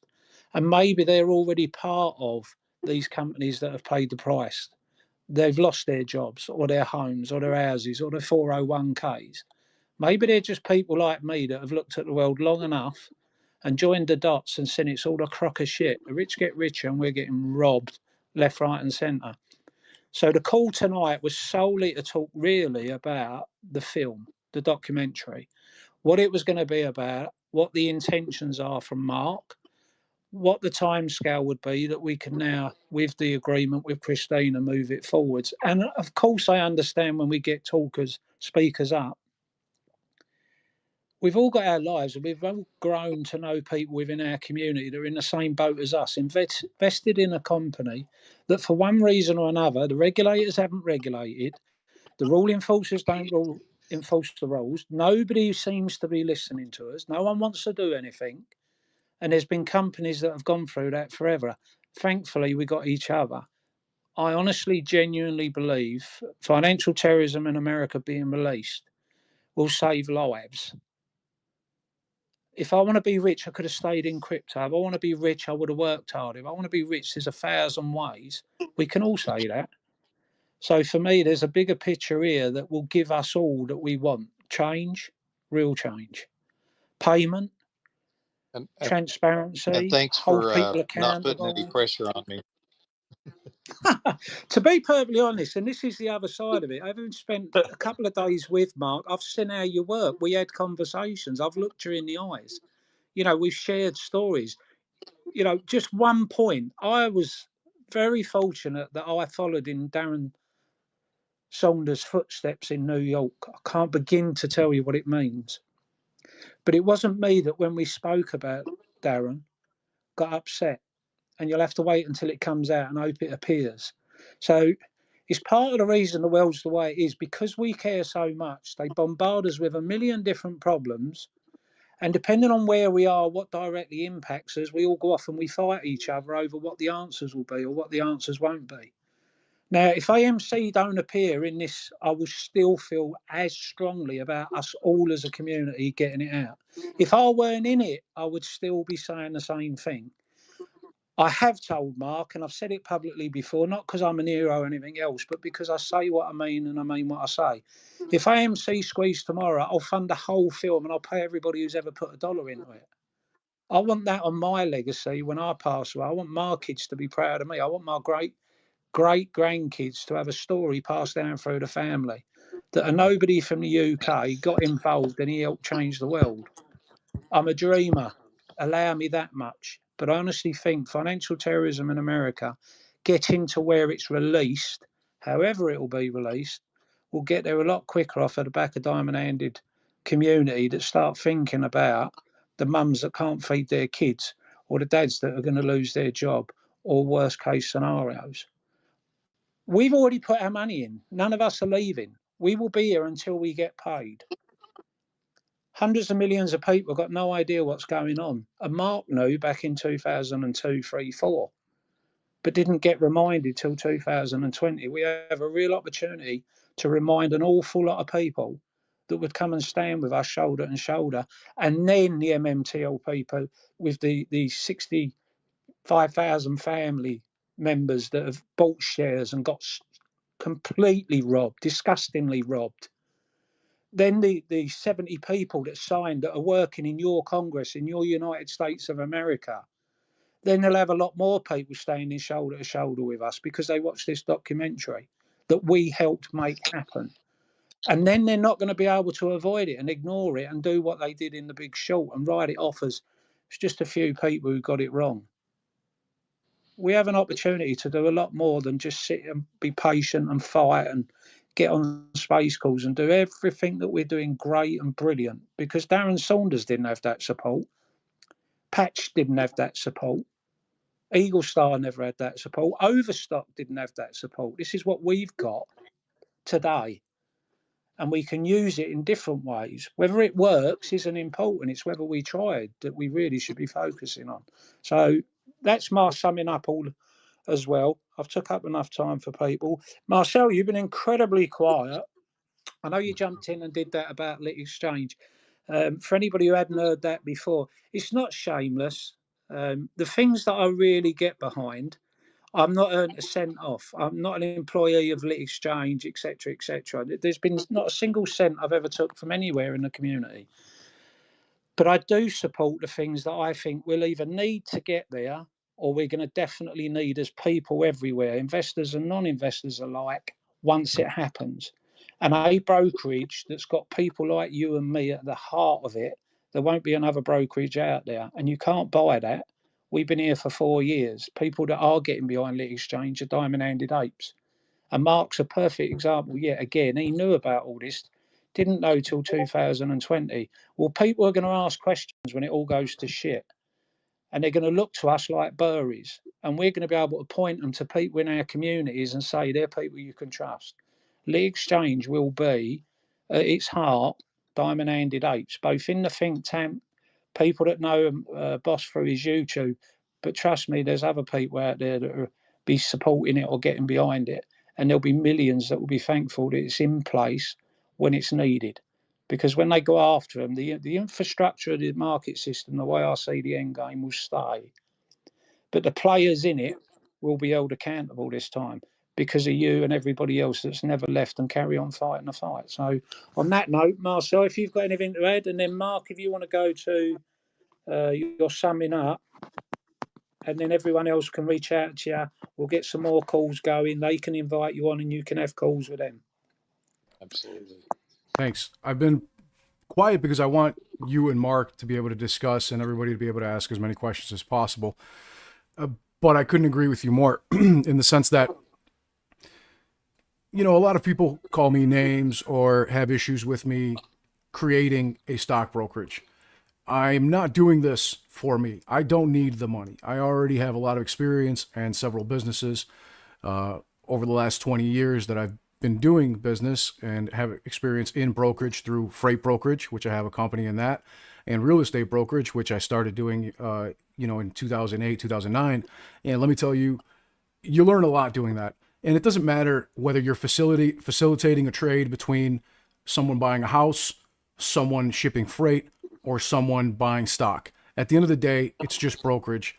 And if I can use my experience and my knowledge over the last 2 decades in doing so to help make actual tangible change in financial markets and help change the course of history, especially in something as unattainable as stock and bond markets and crypto markets for retail investors with an incredibly high barrier to entry, then I'm going to do that because I've seen a lot of people complaining and upset about issues and not a lot of solutions. And naturally, you know, as an entrepreneur, a serial entrepreneur at that, there's always solutions to things if you're willing to take the time and make the effort and spend the money on implementing those changes. So yeah, that's why I decided that I have to do something. I'm not just going to sit around and make YouTube videos or write tweets, even though that's really important. And education is number one, is key. And, you know, gathering people together to protest, to learn, to fight back against, you know, all of the manipulation that's happening, as Mark was saying, in regards to, you know, brokerages and hedge funds and market makers and everybody in between. It's not just going to go away. And my complaining and my educating people is only going to go so far.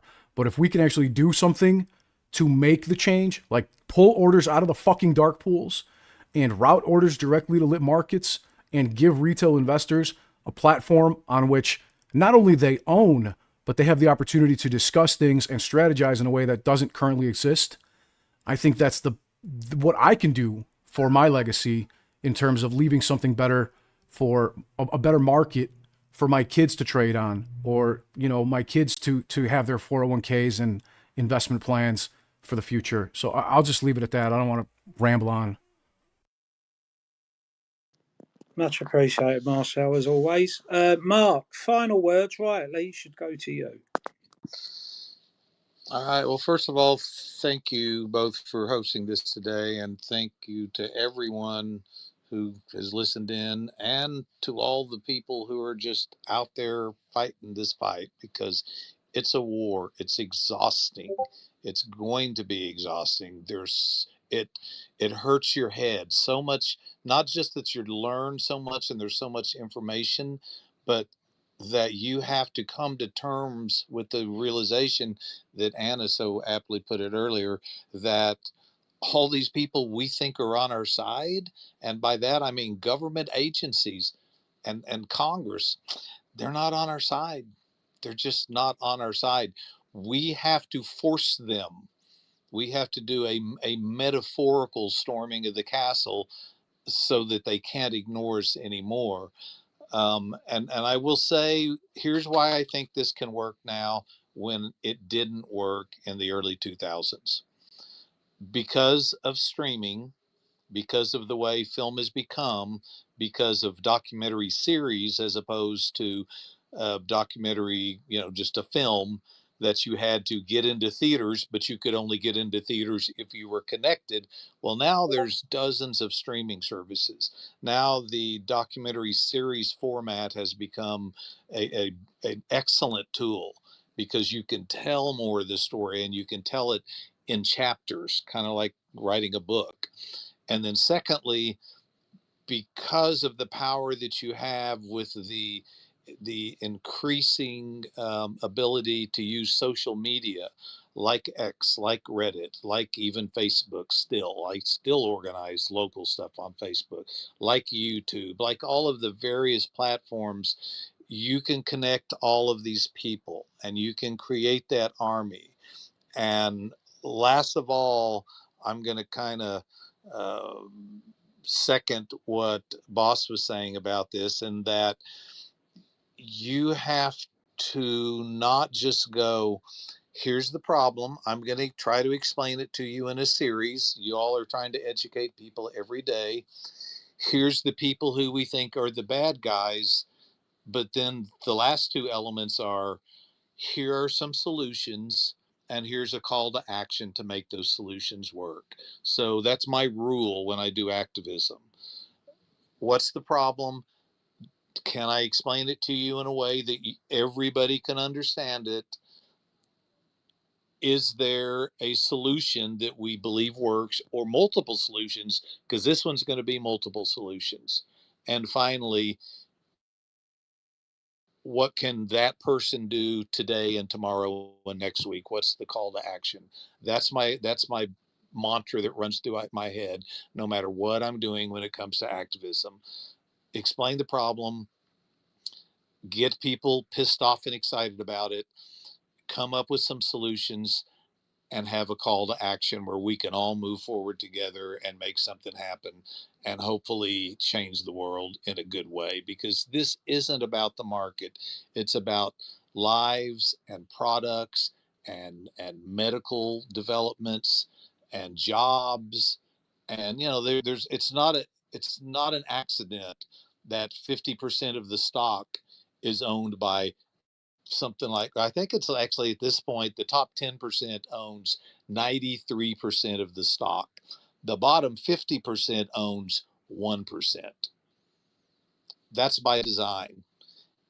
It's that way because we're being boxed out, we're being pushed out, and we're being manipulated. And it's also by design that the pink sheets and the OTC stocks, they don't even bother. They don't even regulate them. They just say, that's the Wild West, buyer beware. Well, wait, but you're allowing them to trade. You're approving those companies. You're putting them into the market. By God, do your job and make sure that those markets are fair and honest. Pretty simple. So that's kind of it. I mean, that's my overview.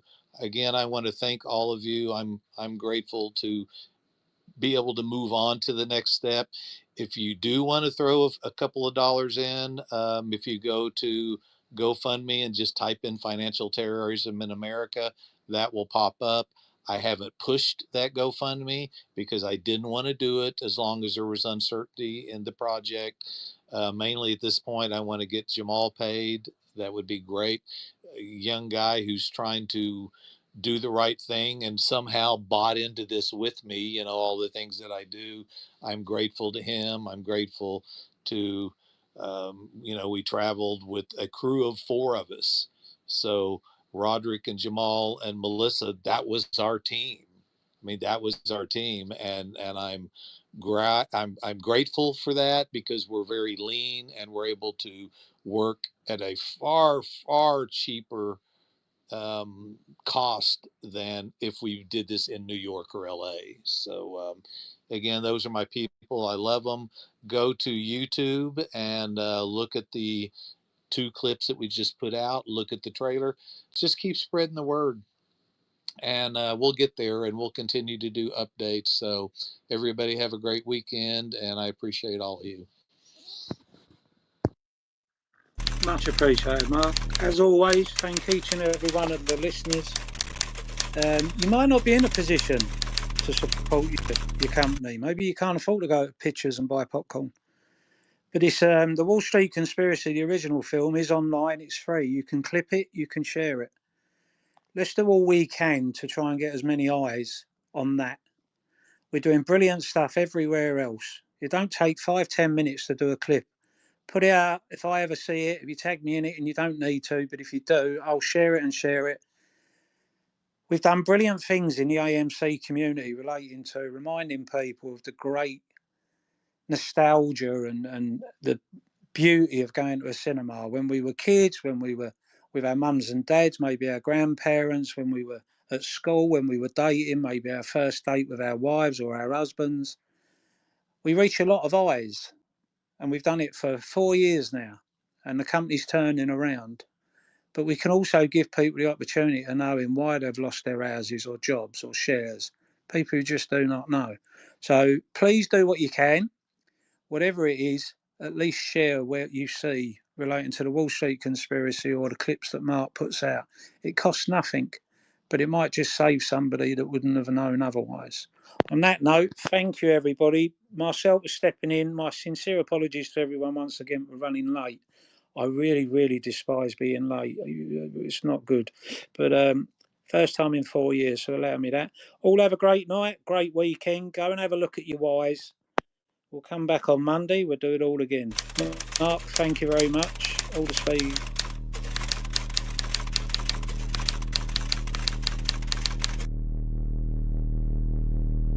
Naked short selling is another matter altogether.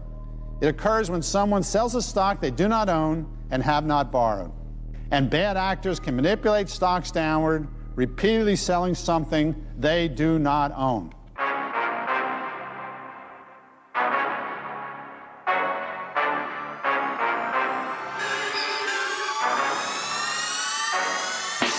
And we're here decades later in the exact same spot, if not worse, with louder voices asking for change. We're the greatest experiment ever made known to man because we have an idea called freedom and we fight for it. And the people are uniting. It's everyday mums and dads. We're working hard, we're providing for our family, our children, and we're angry. We ended up in this situation like being stranded on a desert island with a bunch of people from everywhere, from all different backgrounds. Because we're not going to take this shit no more. The people are now educated. You're dealing with educated investors, a very deadly concoction. It's truly fighting like the 0.5%, and they steal from the 99.5%. They paint us as like crazy investors, and it's you know, just dumb retail, but that's not what we are. There was one stock, they've spread it out 10 times, so there's 10 fake stocks out there. Another broker says, there's a share sitting over there, it's the same share. I know I can get it if I need it. I think the scope of naked short selling itself is hundreds and hundreds of trillions of dollars, okay? I mean, this is a global problem. And quite frankly, it's probably a national security problem at this point. Naked short selling shall not be permitted in the Indian securities market. So now what China has done is they're essentially halting the lending of these particular certain shares for short selling as of today. This is a fascinating story. What led to this? Why is Korea banning short selling now and for so long? The reason being naked short selling. What we're touching in this specific instance, which is big, is evil. It's evil.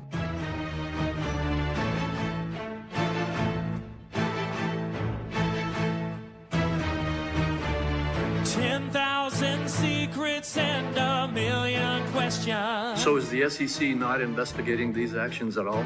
The SEC's role is to investigate.